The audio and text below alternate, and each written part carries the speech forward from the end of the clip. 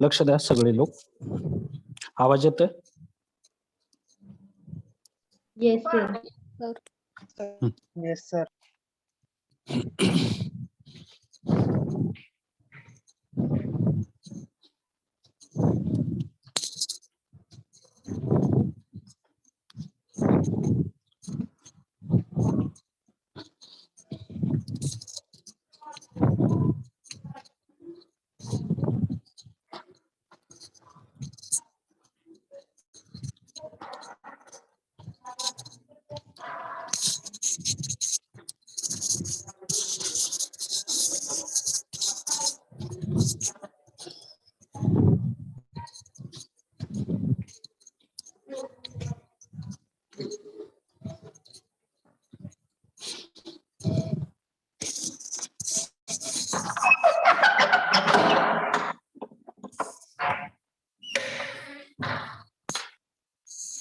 तर बघा लास्ट लेक्चरला आपण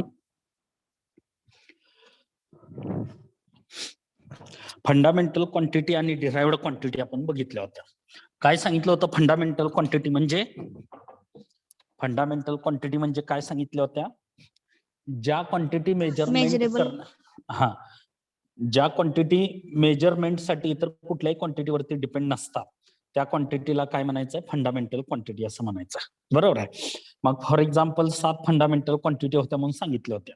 मग त्यामध्ये length, mass, time, temperature, electric current, luminous intensity आणि अमाऊंट ऑफ सबस्टन्स ह्या 7 फंडामेंटल क्वांटिटी होत्या. आणि त्याचे जे काही युनिट आहेत त्या युनिटला काय म्हणताय? फंडामेंटल युनिट असं म्हणताय. मग कुठले कुठले आहेत फंडामेंटल युनिट? लेंथचे मीटर, मासचा किलोग्राम, टाइमचा सेकंद, टेम्परेचरचा केल्विन, इलेक्ट्रिक करंटचा अँपियर, लुमिनस इंटेन्सिटीचा कॅन्डेला आणि अमाऊंट ऑफ सबस्टन्सचं युनिट आहे मोल. म्हणजे हे जे काही युनिट आहेत कुठले कुठले बघा? हे जे काही युनिट आहेत metre, kilogram, second, kelvin, ampere, candela, mole हे जे काही युनिट आहेत ह्या युनिटला काय म्हणताय? फंडामेंटल युनिट असं म्हणताय. आणि त्याच्या ज्या क्वांटिटीज आहेत त्या क्वांटिटीला म्हणताय फंडामेंटल क्वांटिटी असं म्हणताय. बरोबर आहे. मग कुठल्या कुठल्या आहेत फंडामेंटल क्वांटिटी? फंडामेंटल क्वांटिटी कुठल्या कुठल्या आहेत? मग लेंथ आहे, मास आहे, टाइम आहे, टेम्परेचर आहे, इलेक्ट्रिक करंट आहे, लुमिनस इंटेन्सिटी आहे, अमाऊंट ऑफ सबस्टन्स आहे. बरोबर आहे. ह्या क्वांटिटी ज्या आहेत ह्या क्वांटिटीला काय म्हणायचंय? फंडामेंटल क्वांटिटी असं म्हणायचं. ठीक आहे.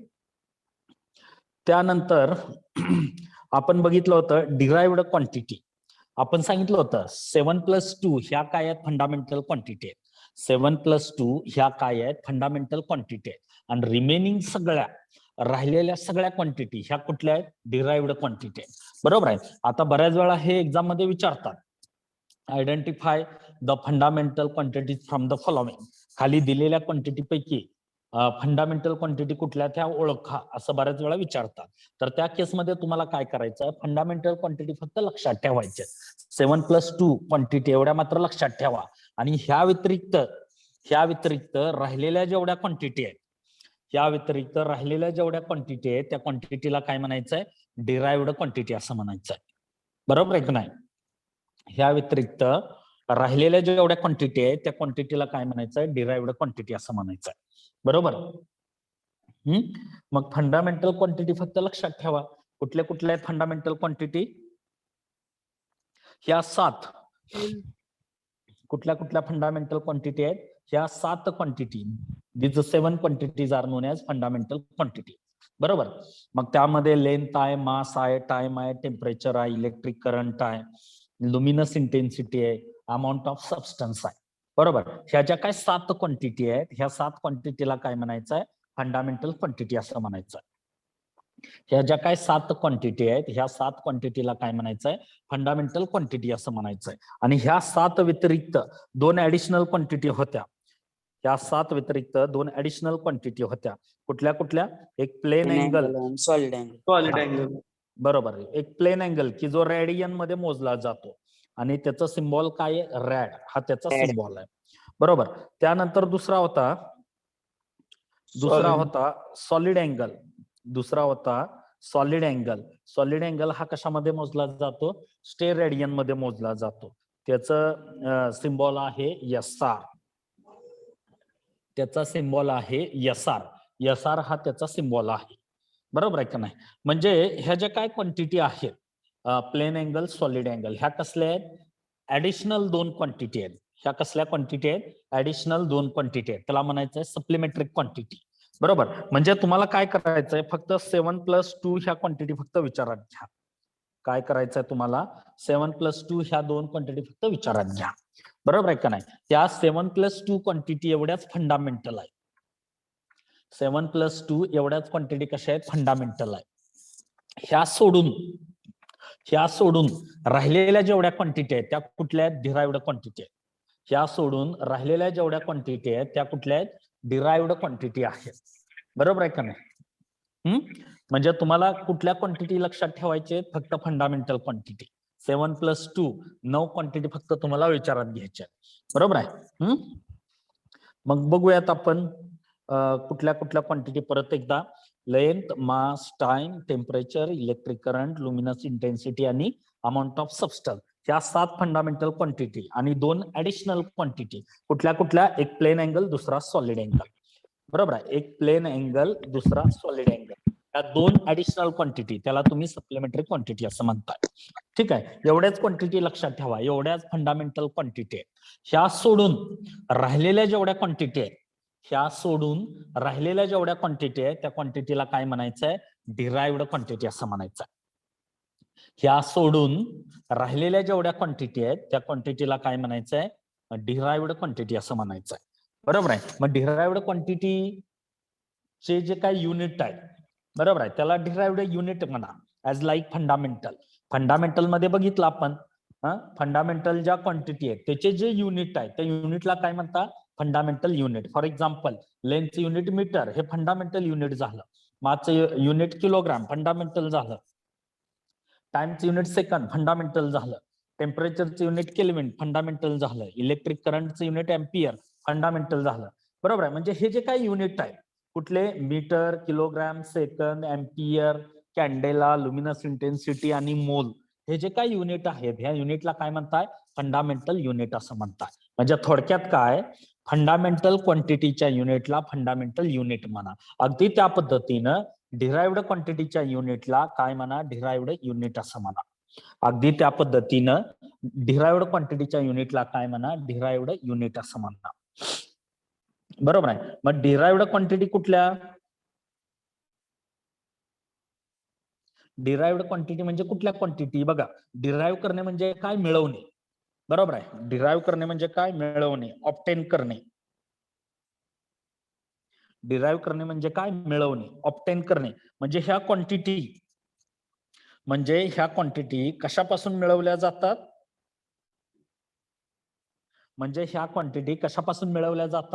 डिराइव्ह केल्या जातात फंडामेंटल पासून. बरोबर आहे? म्हणजे ह्या डिराइव्ड क्वांटिटी ह्या फंडामेंटल क्वांटिटीवरती डिपेंड असतात. अशा क्वांटिटीला काय म्हणायचं? डिराइव्ड क्वांटिटी असं म्हणायचं. म्हणून डिराइव्ड क्वांटिटीची डेफिनेशन काय सांगितली? The physical quantities which depend on one or more fundamental quantities for their measurement are called as derived quantity. बरोबर आहे? म्हणजे ज्या क्वांटिटी फंडामेंटल क्वांटिटीवरती डिपेंड असतात,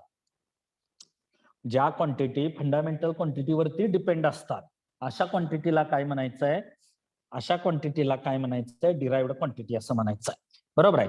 ज्या क्वांटिटी फंडामेंटल क्वांटिटीवरती डिपेंड असतात अशा क्वांटिटीला काय म्हणायचंय? डिराइव्ड क्वांटिटी असं म्हणायचंय. बरोबर? म्हणून डेफिनेशन काय सांगितली? The physical quantities which depend on one or more fundamental quantities for their measurements are called as derived quantity. ठीक आहे? 7+2 ह्या कुठल्या क्वांटिटी आहेत? फंडामेंटल. ह्या सोडून राहिलेल्या जेवढ्या क्वांटिटी आहेत त्या क्वांटिटीला डिराइव्ड क्वांटिटी म्हणणार. बरोबर? म्हणजे ह्या डिराइव्ड क्वांटिटी ह्या फंडामेंटल क्वांटिटी पासून मिळवल्या जातात. म्हणजे ह्या डिराइव्ड क्वांटिटी ह्या फंडामेंटल क्वांटिटीवरती डिपेंड असतात. म्हणून आपण त्याची डेफिनेशन काय सांगितली? The physical quantities which depend on one or more fundamental quantities for their measurements are called as derived quantities. बरोबर आहे? आणि हे जे काय डिराइव्हड क्वांटिटीचे युनिट आहे, हे जे काय डिराइव्हड क्वांटिटीचे युनिट आहे त्या युनिटला काय म्हणताय, डिराइव्हड युनिट असं म्हणताय. हे जे काय डिराइव्हड क्वांटिटीचे युनिट आहे त्या युनिटला काय म्हणताय, डिराइव्हड युनिट असं म्हणताय. म्हणून डिराइव्हड युनिटची डेफिनेशन काय सांगितली, म्हणून डिराइव्हड युनिटची डेफिनेशन काय सांगितली, the units of derived quantities, the units of derived quantities are known as derived units. For example area, area ही कसली क्वांटिटी आहे, डिराइव्हड क्वांटिटी आहे. आपण मग सांगितलं या ज्या काय 7 क्वांटिटी होत्या त्या सोडून 7+2 क्वांटिटी सोडून राहिलेल्या जेवढ्या क्वांटिटी आहेत त्या सगळ्या डिराइव्हड क्वांटिटी आहे. बरोबर आहे. मग त्यामध्ये length, mass, time, temperature, electric current, luminous intensity, amount of substance आणि मग प्लेन अँगल, सॉलिड अँगल, ह्या 7+2 क्वांटिटी सोडून राहिलेल्या जेवढ्या क्वांटिटी आहेत त्या क्वांटिटीला काय म्हणताय, डिराइव्हड क्वांटिटी असं म्हणताय. आणि त्याच्या युनिटला काय म्हणताय, डिराइव्हड युनिट्स असं म्हणताय. त्याच्या युनिटला काय म्हणताय, डिराइव्हड युनिट्स असं म्हणताय.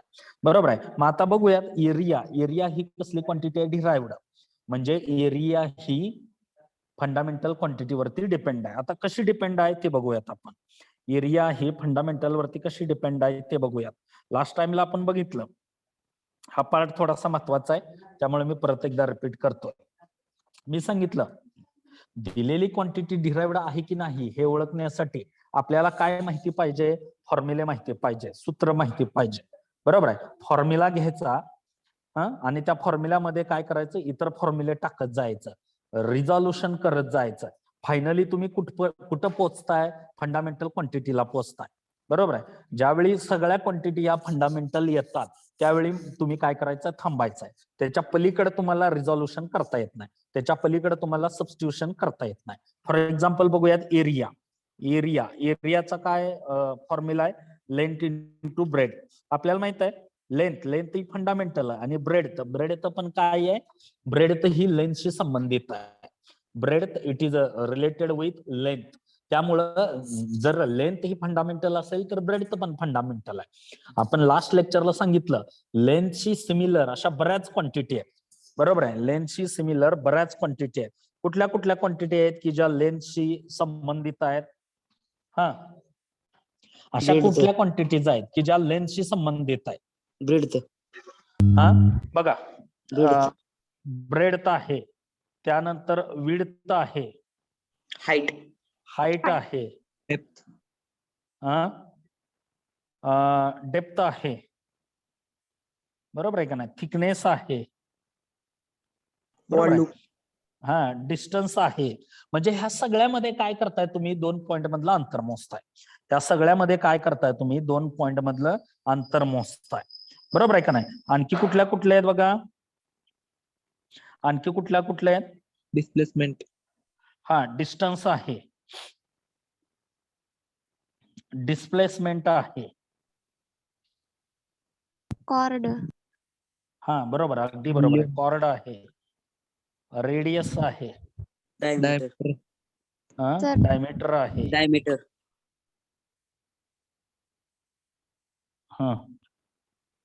त्यानंतर डिस्टन्स आहे, डिस्प्लेसमेंट आहे, कॉर्ड आहे, रेडियस आहे, डायमीटर आहे, पेरीमीटर आहे. बरोबर आहे का नाही.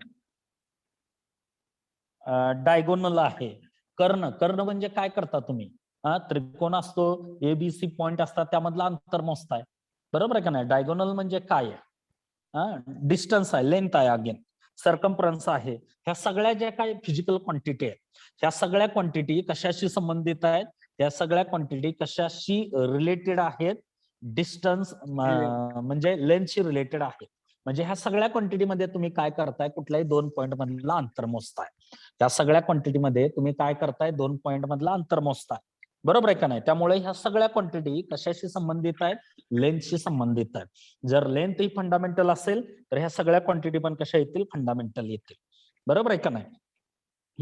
म्हणजे ह्याच्यावरून असं लक्षात येत आहे की ब्रेड ही पण कसली क्वांटिटी आहे, फंडामेंटल क्वांटिटी. ठीक. मग आता काय करूयात आपण, एरियाकडे जाऊयात. आपल्याला बघायचं आहे एरिया ही डिराइव्हड क्वांटिटी कशी येते. फॉर्म्युला माहित आहे, एरिया बरोबर काय, length into breadth. Length fundamental आहे, ब्रेड म्हणजे काय, लेंथशी संबंधित आहे. बरोबर आहे. त्यामुळे ती फंडामेंटल येईल. म्हणजे ह्याच्यामध्ये लेंथ आणि ब्रेडथ ह्या दोन्ही फंडामेंटल क्वांटिटी आल्या. म्हणजे एरिया ही जी काय क्वांटिटी आहे ही क्वांटिटी कशावरती डिपेंड आहे? दोन फंडामेंटल क्वांटिटीवरती डिपेंड आहे, लेंथ आणि ब्रेडथ. एरिया ही फंडामेंटल क्वांटिटीवरती डिपेंड आहे, म्हणून एरिया ही कसली क्वांटिटी आहे? डिराइव्ड क्वांटिटी आहे. एरिया कसली क्वांटिटी आहे? डिराइव्ड क्वांटिटी आहे. बरोबर आहे का नाही? लक्षात येत आहे का? Hello, yes sir. हो सर. हा कळतंय का काय चाललंय? लक्षात येत आहे? हो सर. Yes sir. त्यानंतर बघायचं आपल्याला व्हॉल्यूम बद्दल बघूयात आपण. व्हॉल्यूम म्हणजे काय? घनफळ, लांबी गुणुले रुंदी गुणुले उंची. आता इथं लेंथ फंडामेंटल आहे, ब्रेडथ आणि हाईट या दोन्ही क्वांटिटी कशा आहेत? लेंथशी संबंधित आहेत, त्यामुळे त्याही फंडामेंटल आहे. म्हणजे इथं लेंथ फंडामेंटल आहे, ब्रेडथ फंडामेंटल आहे, हाईट फंडामेंटल आहे. त्यामुळं व्हॉल्यूम ही क्वांटिटी लेंथ ब्रेडथ हाईट या तीन फंडामेंटल क्वांटिटीवरती डिपेंड आहे. त्यामुळं व्हॉल्यूम ही कसली क्वांटिटी आहे? व्हॉल्यूम ही कसली क्वांटिटी आहे? Derived quantity. डिराइव्ड. ठीक आहे. त्यानंतर आपण लास्ट टाइमला बघितले होते आणखी एरिया झाला, व्हॉल्यूम झाला, डेन्सिटी बघूया. डेन्सिटी म्हणजे घनता. बरोबर आहे का नाही? घनता म्हणजे काय? Mass upon volume. ठीक आहे. आता याच्यामध्ये बघा, मास ही फंडामेंटल क्वांटिटी आहे, बरोबर आहे. व्हॉल्यूम मात्र फंडामेंटल नाहीये. मग काय करायचंय तुम्हाला? व्हॉल्यूम साठी परत सूत्र ठेवायचं, फॉर्म्युला मांडायचा, सबस्टिट्यूशन करायचं. आपण सांगितलं होतं सबस्टिट्यूशन कुठपर्यंत करायचंय? जोपर्यंत सगळे पॅरामीटर फंडामेंटल मधले मिळत नाही तोपर्यंत. बरोबर आहे का नाही? जोपर्यंत हे सगळे पॅरामीटर फंडामेंटल मधले मिळत नाहीत तोपर्यंत तुम्हाला काय करायचं? सबस्टिट्यूशन करायचंय. बरोबर आहे का नाही? आता मग काय करूया? व्हॉल्यूम साठी सबस्टिट्यूशन करूया. काय येईल? Density is equal to mass M divided by volume. व्हॉल्यूमचं काय सूत्र आहे? Length into breadth into height. काय फॉर्म्युला आहे? Length into breadth into height. आता बघा, मास फंडामेंटल आहे, लेंथ फंडामेंटल आहे, ब्रेडथ आणि हाईट या दोन्ही क्वांटिटी लेंथशी संबंधित आहे, त्याही फंडामेंटल आहे. म्हणजे ह्या सूत्रामध्ये अंश आणि छेद, न्यूमरेटर म्हणजे अंश आणि डिनॉमिनेटर म्हणजे काय? छेद. म्हणजे ह्या सूत्रामध्ये न्यूमरेटर आणि डिनॉमिनेटरचे सगळे पॅरामीटर फंडामेंटल आहेत. त्यामुळं डेन्सिटी ही जी काय क्वांटिटी आहे ती मास, लेंथ, ब्रेडथ, हाईट या चार फंडामेंटल क्वांटिटीवरती डिपेंड आहे. त्यामुळं डेन्सिटी ही कसली क्वांटिटी आली? डिराइव्ड क्वांटिटी आली. म्हणजे दिलेली क्वांटिटी डिराइव्ड आहे की नाही हे कसं ओळखायचं आहे? तर त्यासाठी त्याचं सूत्र मांडायचं आहे, त्याचा फॉर्म्युला मांडायचा. बरोबर आहे का नाही? त्या फॉर्म्युल्यामध्ये सबस्टिट्यूशन करायचं आहे. हे सोडवत कुठपर्यंत जायचं आहे? जोपर्यंत सगळे पॅरामीटर आपल्याला फंडामेंटल मधले मिळत नाहीत तोपर्यंत. म्हणजे न्यूमरेटर आणि डिनॉमिनेटरचे हे सगळे पॅरामीटर जोपर्यंत फंडामेंटल मधले मिळत नाहीत तोपर्यंत तुम्हाला काय करायचं? सबस्टिट्यूशन करायचं आहे. बरोबर आहे का नाही? चला, हा झाला एरिया, व्हॉल्यूम, डेन्सिटी. चला नेक्स्ट कुठला घ्यायचा आहे? आपण काल परवा बघितला होता, वेलॉसिटी घेऊया. वेलॉसिटी काय? आता वेलॉसिटी म्हणजे डिस्टन्स अपॉन टाइम. वेलॉसिटीचा काय फॉर्म्युला? डिस्प्लेसमेंट घेऊयात. बघा, वेलॉसिटी व्ही म्हणजे काय आहे? Displacement upon time. Displacement upon time. आता आपल्याला माहित आहे टाइम ही फंडामेंटल क्वांटिटी आहे आणि डिस्प्लेसमेंट ही लेंथशी संबंधित आहे. Displacement it is related with length. बरोबर आहे का नाही? त्यामुळं डिस्प्लेसमेंट ही फंडामेंटल क्वांटिटी, टाइम ही पण फंडामेंटल क्वांटिटी. म्हणजे वेलॉसिटी जो आहे हा वेलॉसिटी ही क्वांटिटी, डिस्प्लेसमेंट आणि टाइम, वेलॉसिटी ही क्वांटिटी, डिस्प्लेसमेंट आणि टाइम या दोन फंडामेंटल क्वांटिटीवरती डिपेंड आहे. वेलॉसिटी ही क्वांटिटी, डिस्प्लेसमेंट आणि टाइम ह्या दोन फंडामेंटल क्वांटिटीवरती डिपेंड आहे. म्हणून वेलॉसिटी ही कुठली क्वांटिटी आहे? Derived quantity. कुठली क्वांटिटी? Derived quantity. ठीक आहे. त्यानंतर नेक्स्ट बघूया, ऍक्सलरेशन. ऍक्सलरेशनला काय म्हणतात मराठीमध्ये? त्वरण. ऍक्सलरेशनला काय म्हणतात मराठीमध्ये? त्वरण. ऍक्सलरेशन म्हणजे त्वरण. म्हणजे काय येईल? Velocity upon time. काय येईल तिथं? Velocity upon time.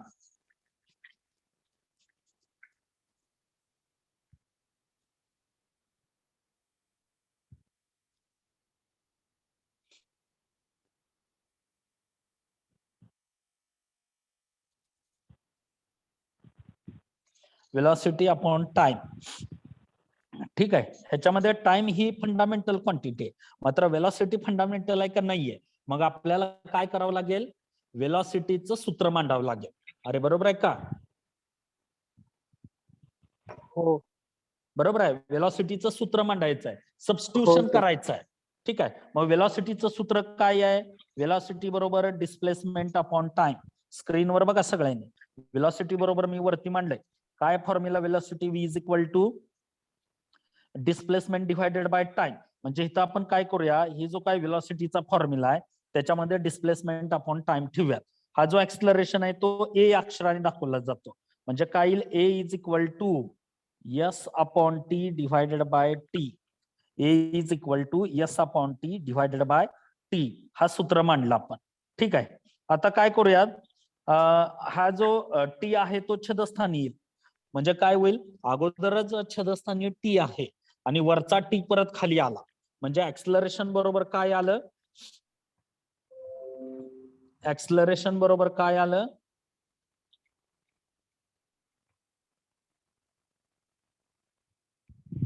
ऍक्सलरेशन बरोबर काय आलं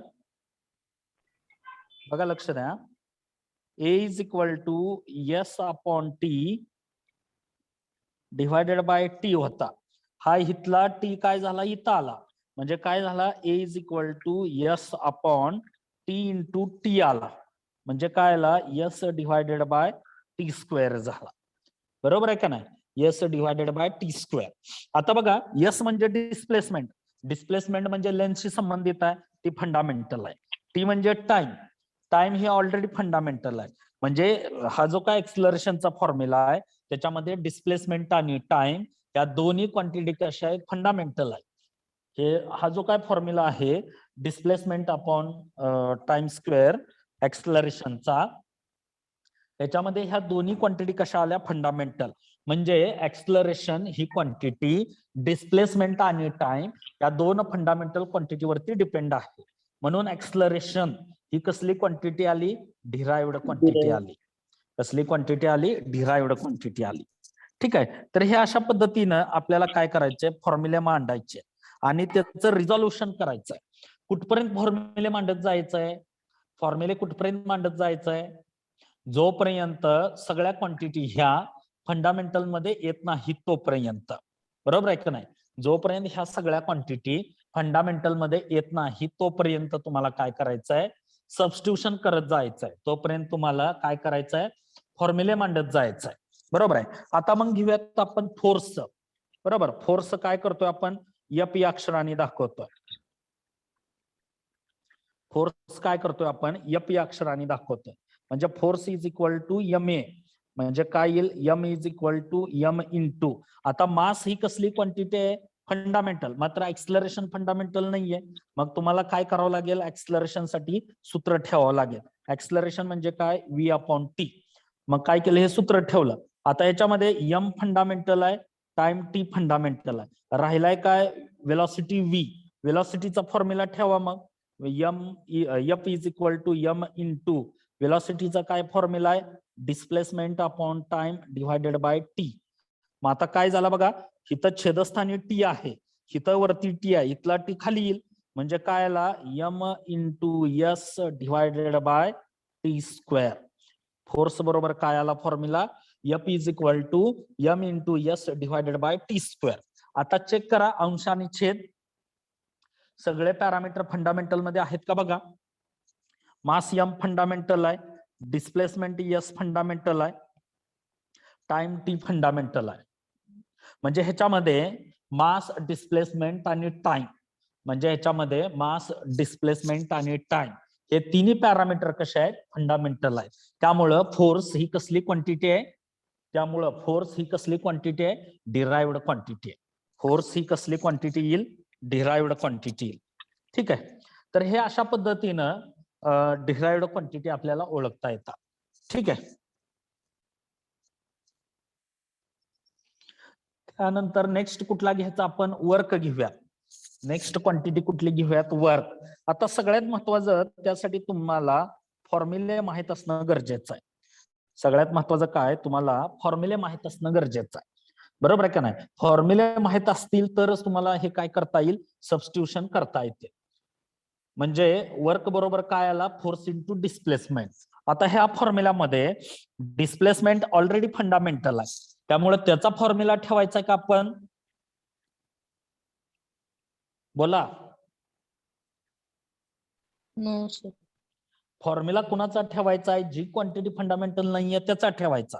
आता इथं फोर्स ही फंडामेंटल क्वांटिटी नाहीये, त्यामुळे त्याचा फॉर्म्युला ठेवा. फोर्सचा फॉर्म्युला काय आहे, F is equal to MA. मग आता इथं वर्क बरोबर काय आला, MA इंटू S. बरोबर आहे. म्हणजे इथं मास ही फंडामेंटल आली, डिस्प्लेसमेंट फंडामेंटल आली, ऍक्सलरेशन फंडामेंटल नाहीये. मग ऍक्सलरेशनचा फॉर्म्युला ठेवा. म्हणजे काय येईल, W is equal to M into acceleration म्हणजे काय असतोय, वेलॉसिटी अपॉन टाइम.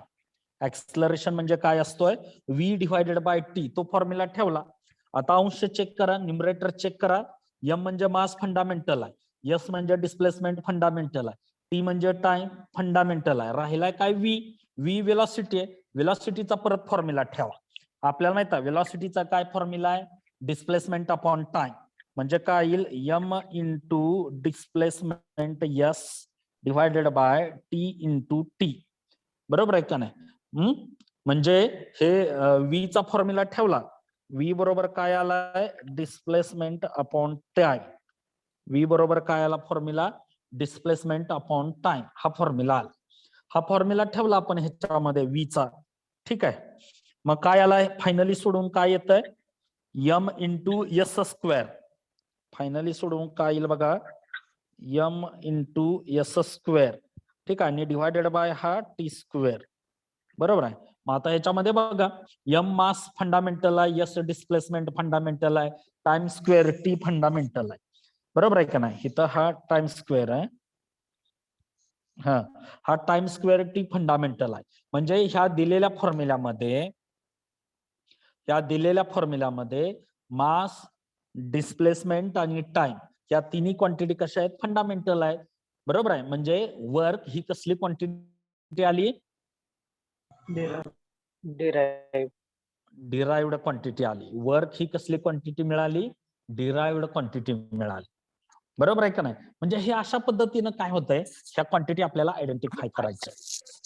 ठीक आहे. ह्या क्वांटिटी आपल्याला ओळखायच्या. कोणाचा माईक ऑन आहे बघा जरा, माईक म्यूट करा. झालंय. म्हणजे तुम्हाला काय करायचं आहे, फक्त फंडामेंटल क्वांटिटी लक्षात ठेवायच्या. तुम्हाला काय करायचं आहे, फक्त फंडामेंटल क्वांटिटी लक्षात ठेवायचे. बरोबर आहे का नाही? या 7+2 क्वांटिटी लक्षात ठेवायचे. या 7+2 सोडून, राहिलेल्या जेवढ्या क्वांटिटी आहेत त्या सगळ्या क्वांटिटी कसल्या असणार आहे, या 7+2 सोडून राहिलेल्या जेवढ्या क्वांटिटी आहेत त्या क्वांटिटी कसल्या असणार आहे, डिराइव्ड क्वांटिटी असणार आहे. बरोबर आहे, डिराइव्ड क्वांटिटी असणार आहे. तर हे अशा पद्धतीनं तुम्हाला डिराइव्ड क्वांटिटी ओळखायची. थोडक्यात डिराइव्ड क्वांटिटी म्हणजे काय, ज्या क्वांटिटी फंडामेंटल क्वांटिटीवरती डिपेंड असतात, ज्या क्वांटिटी फंडामेंटल क्वांटिटीवरती डिपेंड असतात अशा क्वांटिटीला काय म्हणायचंय, डिराइव्ड क्वांटिटी असं म्हणायचं. ठीक आहे. म्हणून त्याची डेफिनेशन काय सांगितली, the physical quantities which depends upon one or more fundamental quantities for their measurements is known as derived quantity. आणि ह्या ज्या काही डिराइव्ड क्वांटिटी होत्या त्याच्या युनिटलाच काय म्हणायचंय, डिराइव्ड युनिट असं म्हणायचं. त्याच्या युनिटलाच काय म्हणायचंय, डिराइव्ड युनिट असं म्हणायचंय. आता ह्या डिराइव्ड क्वांटिटी आहे की नाही हे चेक करण्यासाठी तुम्हाला फॉर्म्युले माहित असणं गरजेचं आहे. बरोबर आहे का नाही? वेगवेगळे फॉर्म्युले माहित असणं गरजेचं आहे. ते फॉर्म्युले ह्याच्यामध्ये टाकायचं, सबस्टिट्यूशन करायचं, सोडवत जायचं आहे. फायनली तुम्ही कुठं पोहोचताय, फंडामेंटल क्वांटिटीला पोहोचताय. बरोबर आहे का नाही? अंश आणि छेदस्थानच्या सगळ्या क्वांटिटी, अंशस्थानाच्या आणि छेदस्थानाच्या सगळ्या क्वांटिटी ह्या जर फंडामेंटल मध्ये आल्या तर तुम्ही कशामध्ये गेला म्हणून समजायचं, म्हणजे ती डिराइव्ड क्वांटिटी आहे असं ओळखायचं आपण. ठीक आहे. तर आता बघा, इलेक्ट्रिक करंट, इलेक्ट्रिक करंट माहितच आहे सर्वांना. इलेक्ट्रिक करंट ऑलरेडी फंडामेंटल आहे. समजा इलेक्ट्रिक चार्ज घेतला आपण, आता इलेक्ट्रिक चार्ज ही फंडामेंटल डिराइव्ड क्वांटिटी आहे. इलेक्ट्रिक चार्ज जो आहे तो तुम्ही काय करता, क्यू या अक्षराने दाखवता. इलेक्ट्रिक चार्ज काय करता तुम्ही, क्यू या अक्षराने दाखवतो आपण, बरोबर आहे का नाही. मग आता इलेक्ट्रिक चार्ज ही क्वांटिटी डिराइव्ड कशी काय, तर ते आपल्याला ओळखायचं आहे. आपल्याला फॉर्म्युला माहित आहे. इलेक्ट्रिक करंट बरोबर काय फॉर्म्युला आहे, electric charge divided by time, बरोबर आहे. करंट आय अक्षराने दाखवला जातो, इलेक्ट्रिक चार्ज क्यू अक्षराने दाखवला जातो आणि टाइम टी अक्षराने दाखवला जातो, बरोबर आहे का नाही. म्हणजे इलेक्ट्रिक करंट बरोबर काय formula, electric current is equal to electric charge divided by time, बरोबर. आता ह्याच्यामध्ये बघा, चार्ज क्यू बरोबर काय येईल, इथला टाइम टी इकडे गेला म्हणजे हा ऑलरेडी करंट आय आहे, हा टाइम टी इकडे आला, बरोबर आहे. म्हणजे चार्ज क्यू बरोबर काय आला, हा टाइम टी इकडे गेला, टाइम टी इकडे गेला म्हणजे तो करंट आयला गुणुले झाला, बरोबर आहे का नाही. म्हणजे इलेक्ट्रिक चार्ज क्यू बरोबर काय आला formula, I into T. Electric charge बरोबर काय आला फॉर्म्युला, आय इंटू टी. आता इथं टाइम टी ही फंडामेंटल आहे आणि इलेक्ट्रिक करंट आय ही पण फंडामेंटल आहे. म्हणजे हा जो काय इलेक्ट्रिक चार्ज आहे, हा इलेक्ट्रिक चार्ज करंट आणि टाइम ह्या दोन फंडामेंटल क्वांटिटीवरती डिपेंड आहे, बरोबर आहे. म्हणून इलेक्ट्रिक चार्ज ही कुठली क्वांटिटी आली, इलेक्ट्रिक चार्ज ही कुठली क्वांटिटी आली, डिराइव्ड क्वांटिटी आली, बरोबर आहे. म्हणजे हे अशा पद्धतीनं काय करायचं, आपल्याला फॉर्म्युले मांडायचे, त्यामध्ये सबस्टिट्यूशन करायचंय, सोडवत जायचंय. फायनली आपण फंडामेंटल क्वांटिटीला पोहोचतोय, बरोबर आहे का नाही. तर हे अशा पद्धतीनं तुम्हाला फॉर्म्युले माहित असणं गरजेचं आहे, सबस्टिट्यूशन करता यायला पाहिजे. ठीक. त्यानंतर नेक्स्ट पॉइंट बघायचा आपल्याला, कुठला घेताय क्वांटिटी आणखी,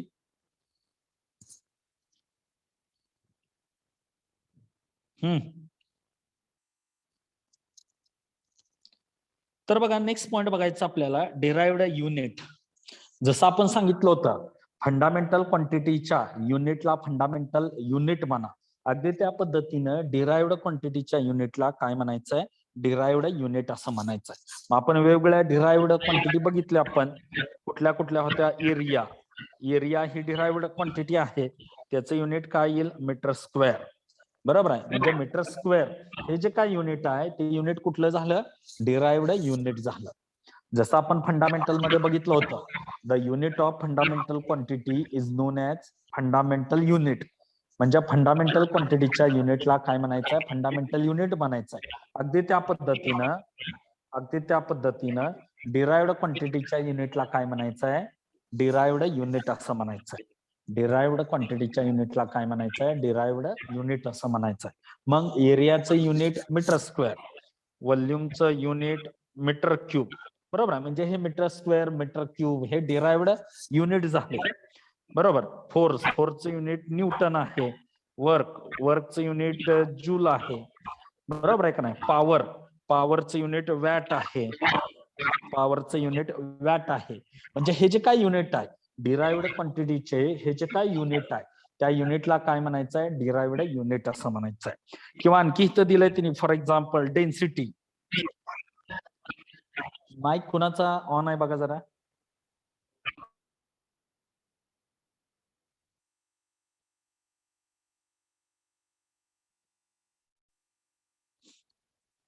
हा, माईक कुणाचा ऑन आहे.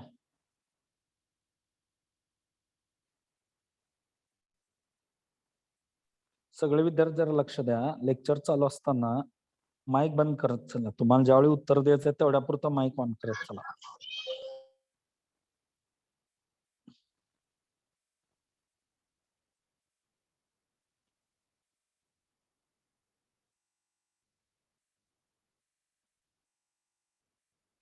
त्यानंतर नेक्स्ट पॉइंट बघायचा आपल्याला.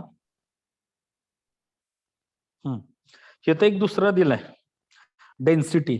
आता डेन्सिटीचा फॉर्म्युला आपल्याला माहित आहे. काय फॉर्म्युला आहे डेन्सिटीचा, मास अपॉन व्हॉल्यूम. डेन्सिटीचा काय फॉर्म्युला आहे, मास अपॉन व्हॉल्यूम, बरोबर आहे. म्हणजे इथं डेन्सिटीचं युनिट म्हणजे कुणाचं युनिट आहे, अंशस्थानी असलेला मासचं युनिट आणि डिवायडेड बाय छेदस्थानी असलेले व्हॉल्यूमचं युनिट, बरोबर आहे का नाही? मग अंशस्थानी मास आहे, मासचं युनिट किलोग्रॅम डिवायडेड बाय छेदस्थानी व्हॉल्यूम आहे. व्हॉल्यूम म्हणजे काय? लांबी गुणुले रुंदी गुणुले उंची. त्यामुळे व्हॉल्यूमचं युनिट काय येईल? Metre cube. बरोबर आहे. म्हणजे डेन्सिटीचं युनिट काय आलं? Kilogram per metre cube. डेन्सिटीचं युनिट काय आलं? Kilogram per metre cube. हे कसं वाचताय तुम्ही? हे किलोग्रॅम पर डिवायडेड बाय असेल तर ह्याला काय म्हणताय तुम्ही? पर किलोग्रॅम पर मीटर क्यूब. काय म्हणताय त्याला? पर किलोग्रॅम पर मीटर क्यूब. बरोबर आहे. हे काय झालं? डिराइव्हड युनिट झालं. हे डेन्सिटीचं युनिट झालं. तर हे अशा पद्धतीनं तुम्हाला युनिट लिहिता येईल. ह्या युनिटला म्हणायचं डिराइव्हड युनिट. तर सर्वांनी लक्ष द्या, फिजिक्समध्ये फॉर्म्युल्याचं महत्व खूप मोठं आहे. फिजिक्समध्ये फॉर्म्युल्याचं महत्व खूप मोठं आहे. बरोबर आहे का नाही? फॉर्म्युल्याचं महत्व खूप मोठं आहे. जर तुम्हाला फॉर्म्युला माहित असेल तर तुम्हाला युनिट लिहिता येत आहे. बरोबर आहे का नाही? आता मी लिहिलं, डेन्सिटीचा फॉर्म्युला लिहिला, त्या फॉर्म्युल्यावरून मी काय केलं? डेन्सिटीचं युनिट काढलं. मला जर फॉर्म्युला माहित असेल तर मला युनिट लिहिता येतं. फॉर्म्युला माहित असेल तर मला डायमेन्शन पण लिहिता येते. फॉर्म्युला माहित असेल तर मला डायमेन्शन पण लिहिता येते. फॉर्म्युला माहित असेल तर मला त्याच्यावरचे एक्झाम्पल पण सोडवता येतात. बरोबर आहे. म्हणजे फॉर्म्युला माहित असेल तर बऱ्याच काही गोष्टी आपल्याला करता येतात. फॉर्म्युला माहित असेल तर तुम्हाला डेफिनेशन पण लिहिता येते. बघा, फॉर एक्झाम्पल, आता समजा वर्कचा फॉर्म्युला. वर्क म्हणजे काय? Force into displacement. आता मला वर्कचं युनिट काढायचं आहे. तर बघा, वर्कचं युनिट म्हणजे कुणाचं युनिट आहे? फोर्सचं युनिट गुणुले ह्या डिस्प्लेसमेंट याचं युनिट. फोर्सचं युनिट काय? न्यूटन. आणि हा जो डिस्प्लेसमेंट आहे त्याचं युनिट काय असतोय? मीटर. म्हणजे ह्या वर्कचं युनिट काय मिळालं मला? Newton metre. ह्या वर्कचं युनिट काय मिळालं मला? Newton metre. आणि आपल्याला माहित आहे हे न्यूटन मीटर कशाशी इक्वालंट असतात? जूलशी इक्वालंट असतात. हे जे काय न्यूटन मीटर आहेत, हे न्यूटन मीटर कशाशी इक्वालंट आहेत? जूलशी इक्वालंट आहे. बरोबर आहे. म्हणजे वर्कचं युनिट काय आलं? वर्कचं युनिट न्यूटन मीटर, किंवा त्यालाच काय म्हणतो आपण? जूल असं म्हणतो. काय म्हणतो आपण त्याला? जूल असं म्हणतो. ठीक आहे.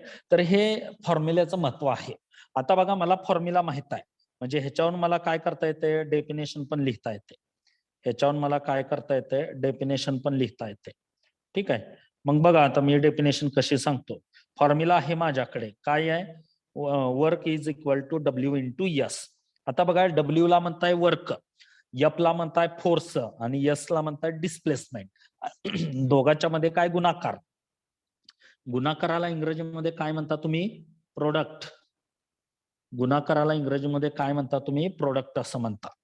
बरोबर आहे की नाही? प्रोडक्ट असं म्हणता. म्हणजे वर्क म्हणजे काय आहे? कुणाचा गुणाकार आहे? कुणाचा प्रोडक्ट आहे?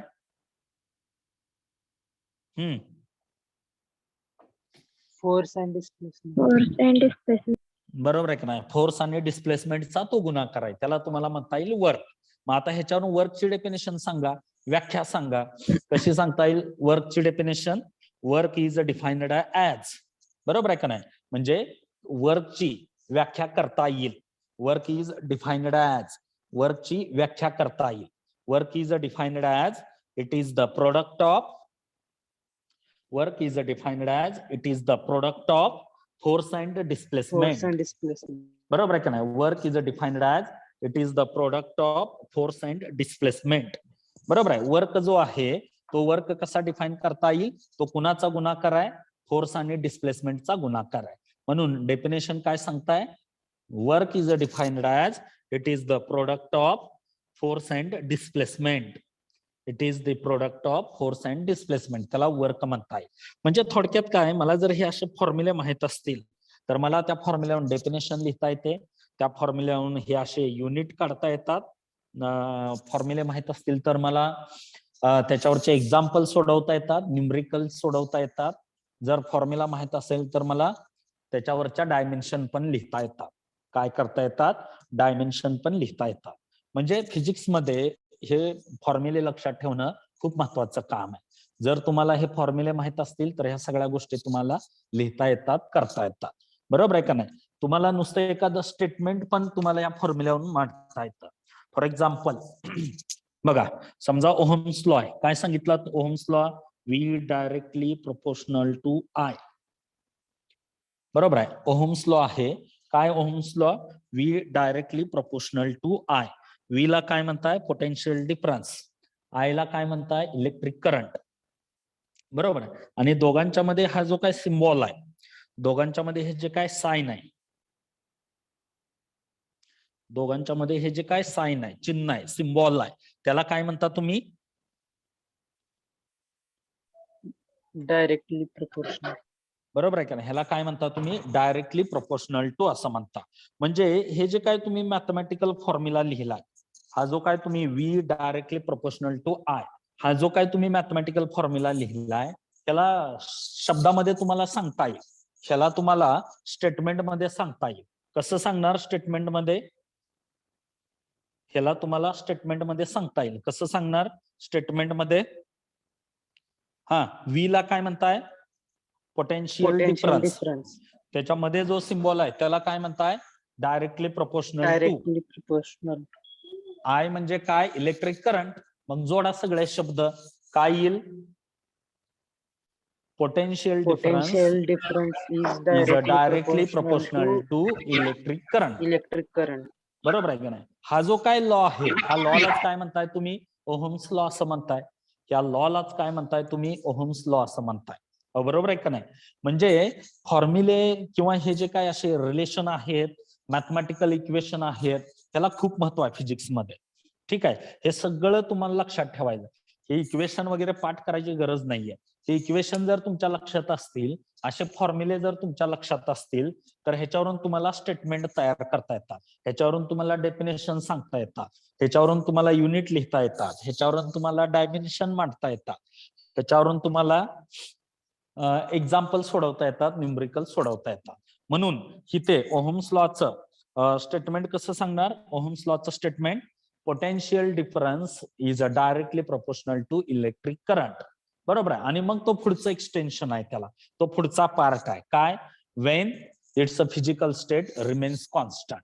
ज्यावेळी त्या कंडक्टरची फिजिकल स्टेट, ज्यावेळी त्या कंडक्टरची भौतिक अवस्था फिक्स राहते, कायम राहते, त्यावेळी त्या कंडक्टर मधनं जाणारा करंट हा त्या कंडक्टरच्या दोन टोकाशी अप्लाय केलेल्या पोटेन्शियल डिफरन्सला डायरेक्टली प्रोपोर्शनल असतो.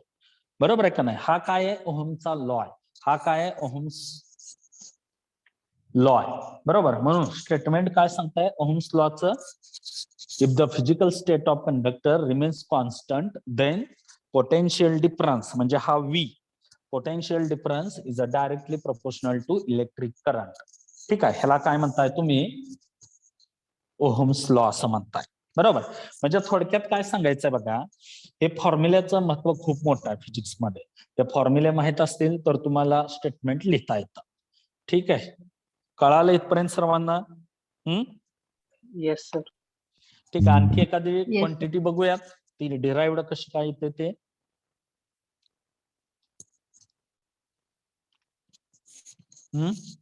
आणखी एखादी क्वांटिटी बघूयात की जे डिराइव्ड येते, जी क्वांटिटी डिराइव्ड आहे की नाही चेक करूयात. आणखी एखादी क्वांटिटी बघूयात आपण.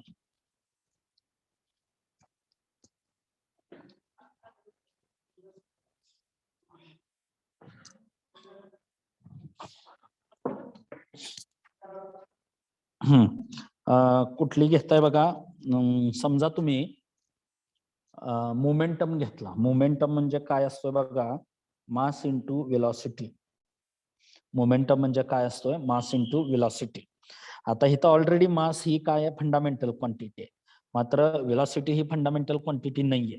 म्हणजे तुम्हाला काय करायचं? वेलॉसिटीसाठी सबस्टिट्यूशन करायचंय. मग सबस्टिट्यूशन कसं येईल बघा?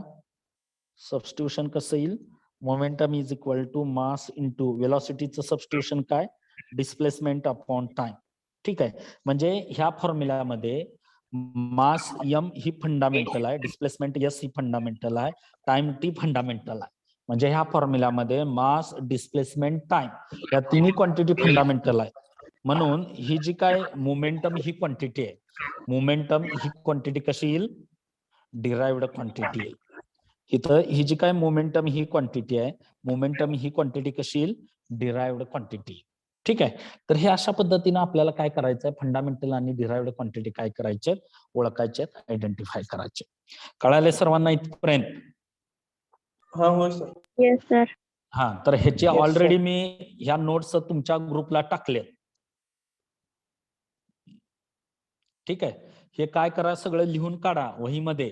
तुम्हाला वह्या दिलेत, ज्या विद्यार्थ्यांनी वह्या घेतल्या नाहीत त्याने आता कॉलेजमधले किट संपले, एक 8-10 दिवसात किट येतील. किट आले की बाकी लोकांनी किट घ्या विकत.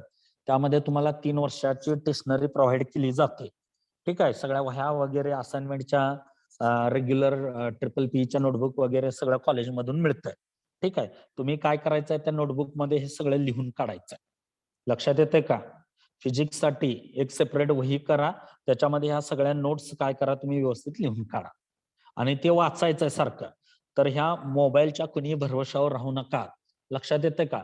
बऱ्याच वेळा तुम्ही काय करताय, हे आम्ही पाठवलेले डॉक्युमेंट तुम्ही डाउनलोड करताय आणि बऱ्याच वेळा त्या फोनची मेमरी वगैरे कमी असते, मोबाईल हँग वगैरे होऊन बसतात, किंवा बऱ्याच वेळा त्याची मेमरी संपते आणि मग तुम्हाला काय करावं लागतं, जुने डाउनलोड केलेले डॉक्युमेंट डिलीट करावे लागतात.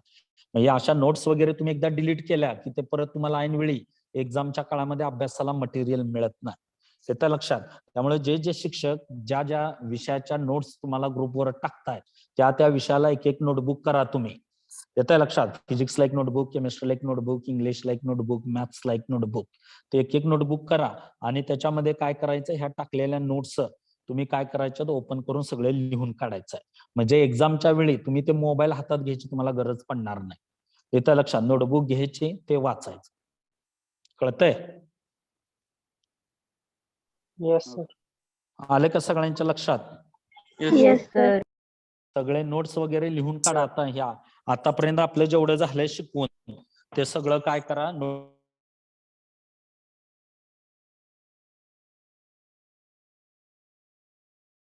पार्ट तुम्हाला काय करावं लागतंय, कॉलेजमध्ये जमा करावं लागतं. येतंय लक्षात? ठीक आहे, थांबूयात. पुढचं लेक्चर चालू होईल. 1-2 मिनिट कुणी लेफ्ट होऊ नका.